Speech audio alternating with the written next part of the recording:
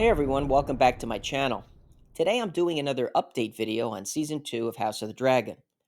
This past week, a spokesperson for HBO told Deadline that Season 2 will contain 8 episodes and not 10 like the premiere season did.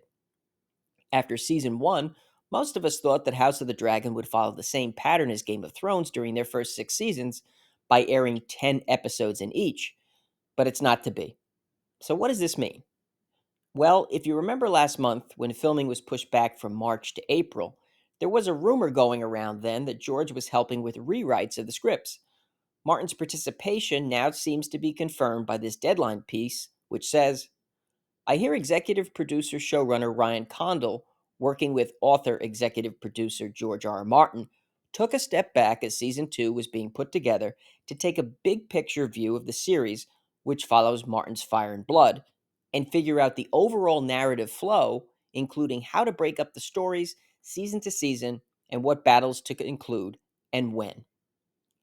Now, while some feared George's involvement signaled possible problems with the script, this latest news suggests that they're just trying to line up each season. It appears as if they thought they were including too much in season 2, and to balance things out, the best course was to move a key battle to the start of season 3. The plan for this series that covers the Dance of the Dragons is to run for 4 seasons. To provide more continuity and symmetry between each one, they decided that the best choice creatively was to cut season 2 down.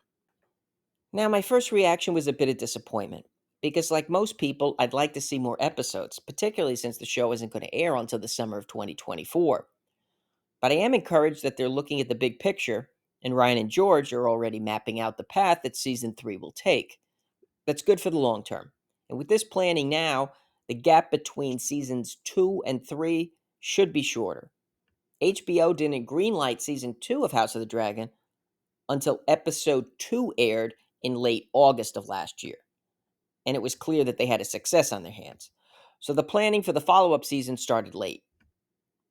You have to wonder, too, how George feels about all this. 4 years ago, as Game of Thrones was ending, he said this. How you doing? Why is it ending? I don't know. Ask David and Dan when they come through. We could have gone to 11, 12, 13 seasons, but I guess they wanted a life. Obviously, he wasn't happy with the course Dan and David take in the show. If they had ended it well in 8 seasons, I don't think he would have been as adamant about the series going on 11, 12, or 13 seasons. But when talking about House of the Dragon last year, Martin said, quote, I am thrilled that we still have 10 hours every season to tell our tale. I hope that will continue to be true.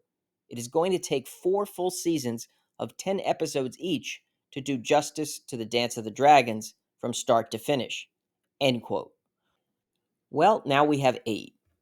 So it'll be interesting to see what George says on this as we move forward. My own guess here is that Ryan Condal feels that we have something closer to 24 episodes left to tell the story instead of 30, or at least something that is shy of 30. So if they want 4 seasons and you know HBO would prefer that over 3, then that was part of the reason for the cut. Still, I think it's possible that we could get another 10 episode season in either 3 or 4, with the other maybe being around 8. We'll have to see. If the show continues to be of high quality, then all of these decisions right now will be completely forgotten.